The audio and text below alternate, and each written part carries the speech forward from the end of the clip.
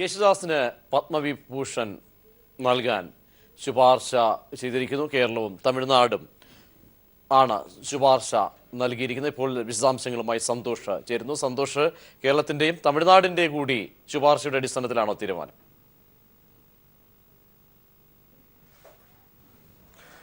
പ്രജീഷ്, രാജ്യത്തിന്റെ ഗാനഗന്ധർവൻ KJ യേശുദാസ് ഇത്തവണത്തെ പത്മ പുരസ്കാരങ്ങളിൽ ഉൾപ്പെട്ടിരിക്കുന്നു എന്ന വിവരമാണ് ലഭ്യമായിരിക്കുന്നത്.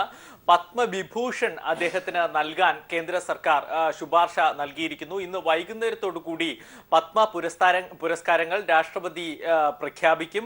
പത്മവിഭൂഷൺ പുരസ്കാരം ഡോക്ടർ KJ യേശുദാസിന് ഇത്തവണ ലഭിച്ചിരിക്കുന്നു എന്ന ഉറപ്പാണ് കേന്ദ്ര സർക്കാരിന്റെ ഉന്നത വൃത്തങ്ങളിൽ നിന്ന് ലഭിക്കുന്നത്.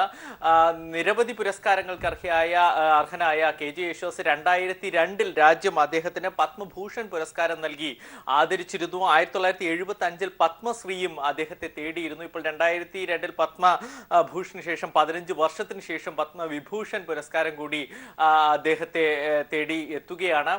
നിരവധി സംസ്ഥാനങ്ങളുടെ നാമനിർദ്ദേശം എന്നതിനപ്പുറം കേരളവും തമിഴ്നാടും സംയുക്തമായി ഇത്തവണ KJ യേശുദാസിന് പത്മവിഭൂഷന് വേണ്ടി വാദിച്ചു എന്നതാണ് ഏറ്റവും പ്രധാനപ്പെട്ട കാര്യം. ഇത് കേന്ദ്ര സർക്കാർ അംഗീകരിച്ചുകൊണ്ടാണ് അദ്ദേഹത്തിന് പുരസ്കാരം സമ്മാനിക്കുന്നത്. പ്രതീക്ഷ.